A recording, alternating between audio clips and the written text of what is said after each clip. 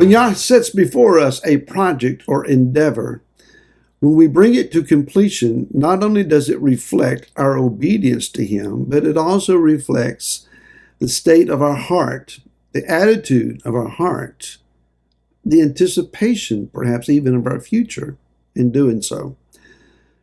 Hi, this is Barry Phillips with 10-Minute Torah, day 3 of Vayakhel, and He assembled, and we are still in Shemot, or Exodus chapter 35. Today we read verse 20, which says, "And all the congregation of the children of Israel withdrew from the presence of Moshe, and everyone whose heart lifted him up, and everyone whose spirit moved him came, and they brought the contribution to Yahweh for the work of the tent of appointment, for all of its service, and for the set-apart garments."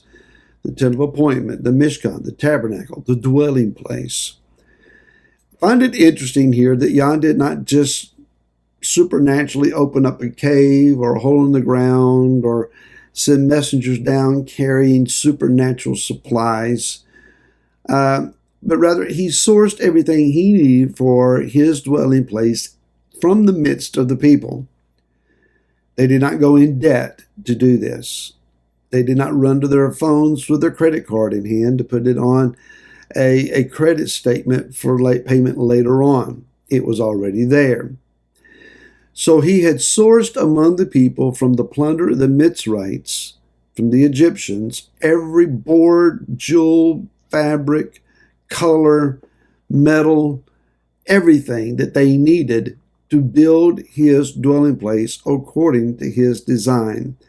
He had sourced among them the people who had the skill sets, the wisdom, the knowledge, and the insight to produce this perfectly.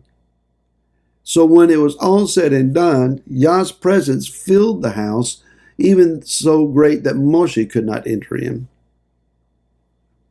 That being said, it should be understood among us, between you, between me, and all those that we know, there is the sufficiency to get done whatever it is that Yah is asking us to do. He will supply. He will raise it up. Now, I don't have that kind of money. You don't, perhaps. Well, we do. Somehow, between all of us, we have the boards, the materials, we have the funds, we have the ingenuity, we have the wisdom. So let's keep that in mind. And let's also go on. So I want to run through today a bit of the history of His dwelling places that have existed thus far. The tabernacle reflected the heart and the status of the people in that they were yet at this moment nomadic. They were moving from one place to the other. Therefore, Yah asked them to design or build for Him a tent, a mobile structure that could be taken down, carried to the next location, and then restructured and put up again. So it speaks of the idea of temporary.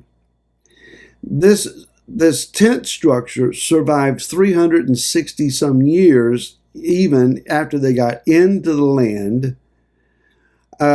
It was at Shiloh for 369 years, if I'm not mistaken in that number.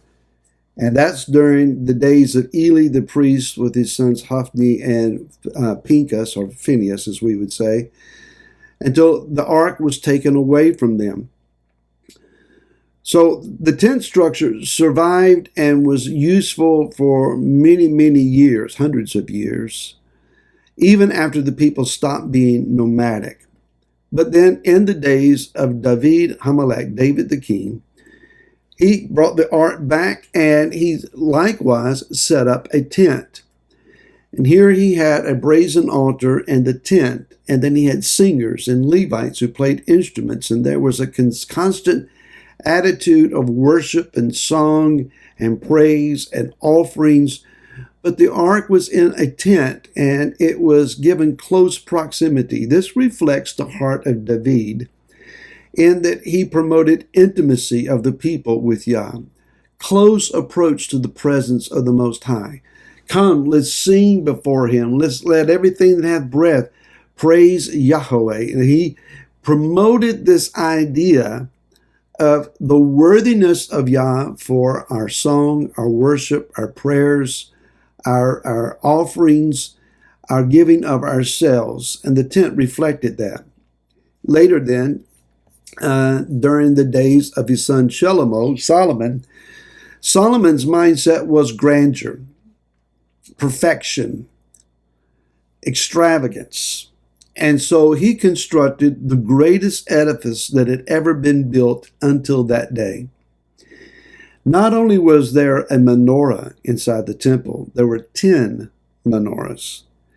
Not only did the ark have cherubim that faced one another and bowed toward the center, there was an extra set of cherubim who stood on either side, one on either side, so there were 4 cherubim. The temple was made of stone, cut stone, precision cut at the quarry, shipped down and numbered as to know exactly where it was to go in the structure. And then it was all overlaid with gold.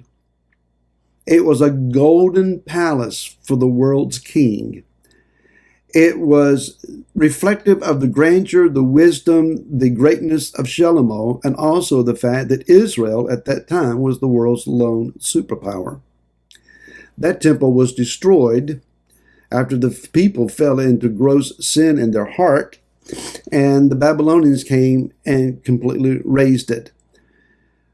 When Israel returned from their captivity 70-some years later, they sought to rebuild the palace, the king's house, the tabernacle, the dwelling place. And Zerubbabel and Ezra oversaw its construction. It paled by far in comparison.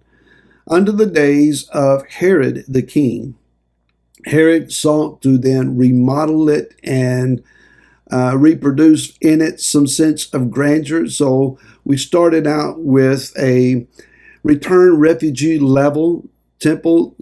Israel has progressed a bit, and now we're trying to get the temple to progress a bit. The problem was there was no ark. And so they had a grand structure, and they had a robed priesthood, and they had a sense of austerity and pomp and circumstance, but it was empty. In many respects, it was vain.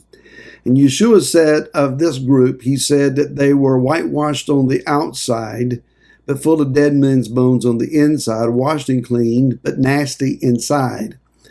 Had the appearance of righteousness, but they were failing because of the condition of the heart. That temple was lost as well.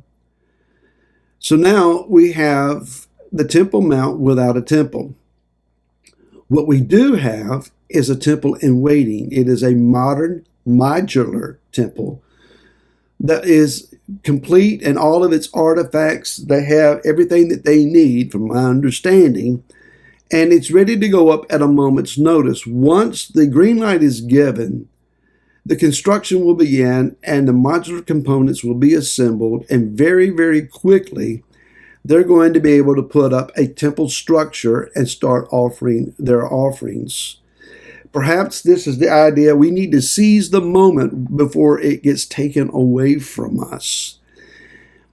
As it is modular, is it permanent?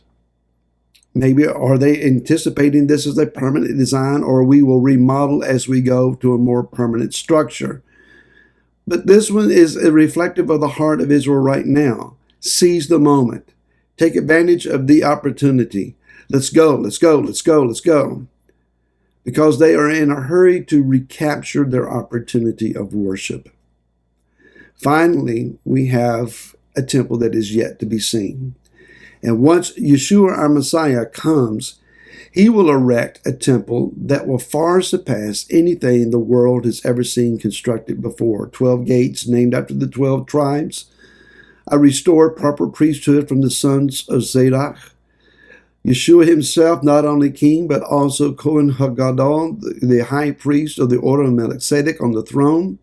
And everything will be finally, fully, completely restored to the grandeur that Yah wants from us. And it will reflect the completed, restored, reconciled, renewed body of the Messiah, complete in the earth. May Yahweh bring that to pass. May He hasten its appearance. May He do it and do it in our day. Let's pray for that. And I'll see you again tomorrow. Until then, shalom.